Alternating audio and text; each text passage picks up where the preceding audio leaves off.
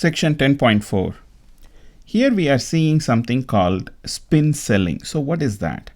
The key idea behind this particular section is that not all questions are created equal. Okay, some questions are a lot more powerful, and you have to ask those questions if you want to get to that particular answer, so that you can really understand what the customer is facing with, so that you can try to sell your product to them. So what is that? They say in this particular spin selling that you can see here from the book, that they analyzed about 35,000 sales calls, and based on that they found that there are certain type of questions that will get you make the sale possible. Okay, so what are those kind of questions? That's the whole idea. So you have to ask different types of questions. You have to ask certain type of questions during the opening of the sales call, okay, in the beginning when you are approaching your customer. And that is the time where you will be talking about questions such as, the last time we spoke, we talked about pricing and setting a timeline, and you agreed that you would like to move the sale forward if we could put together a proposal that matched your budget and would meet your deadlines. So it's really important that you know where you are at, so that you can go to the next step. So that is one of the important things as you do at the time of opening a sales call.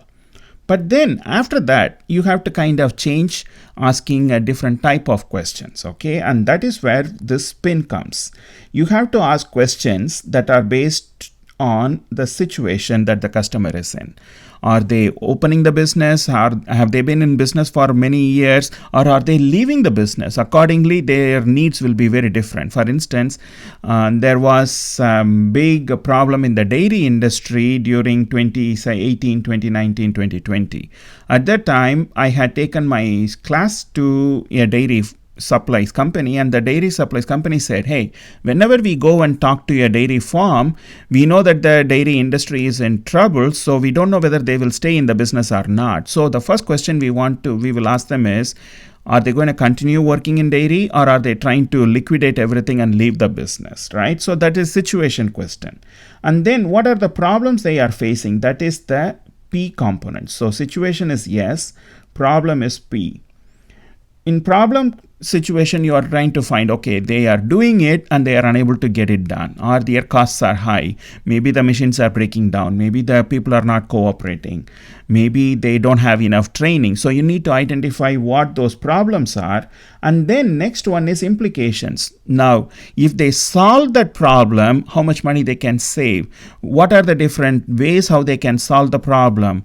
How your company, how your product, or how your service fits within their business, within your customer's business or customer's operations. And finally, how everything will pay off in the end. So this is the spin, S-P-I-N. Okay, so you have to ask different types of questions, and that is what we call the spin selling. The best validated sales method available today, actually that was 1988 it seems, but still when it comes to relationship selling, things haven't changed. People were whatever they were in 1980s, they are still the same in 2020s as well, right? So it can be helpful. Remember that spin theory will work well because it is customer centric. So please write it down, customer centric. So in a customer-centric world, you are focusing on what problems the customer has, so that you can understand the situation, the problem, the implications, and the need payoff. And once you are able to accomplish these things as part of asking the questions, then you will be fine. And where do you do all these spin questions? In your second step of investigating. You are investigating what type of situation, what are their problems. The next one is demonstrating capability, and that you can find that to be the third step. Now you are going to have some kind of a demo. You are going to show what your product can do, what your service can accomplish. And finally, you close the sale. You make them sign on the dotted line so that they will become your customers. Okay. Now remember that when you are asking questions, there are different types of questions, and here also a few other types of questions that are explained for you in this video clip. I had given this video clip link earlier, or you can also click on this and watch.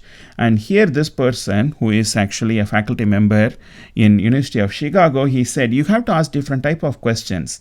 The situation question, you can think of them as the purpose benefit check that you will see here, right? So what is the purpose? Why are they even contacting you? That is like some kind of a question that you are trying to figure out so that you know what their issues are. So purpose benefit check can combine both situation and problem.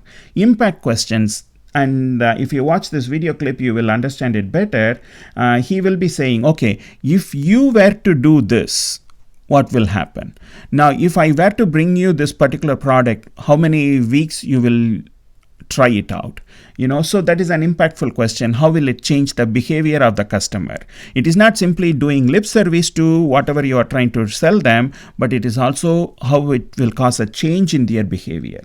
And based on all these things, do they want to buy? That is the qualifying questions. How many units they will buy, in what time frame they will buy, which is like obtaining commitment. Okay, so you have to think about all these things when it comes to asking different questions. So there are different types of questions, and you do need to ask different type of questions to get to the bottom of the situation.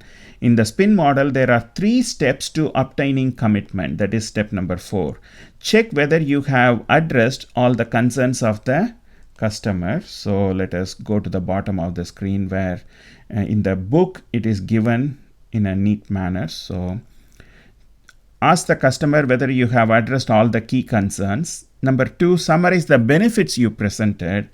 And finally, propose a commitment that will move the sale forward. So these are the 3 major things that you can do to get your business going with this particular customer so that you can make your sale to this particular customer. Okay, so these are all the important things when it comes to using SPIN as part of selling in your professional careers. So I will see you in the next video clip to talk about section 10.5, that is, you put all of these things together, how to make an effective presentation. That is the step we are in. Chapter number 10 is all about making effective presentations.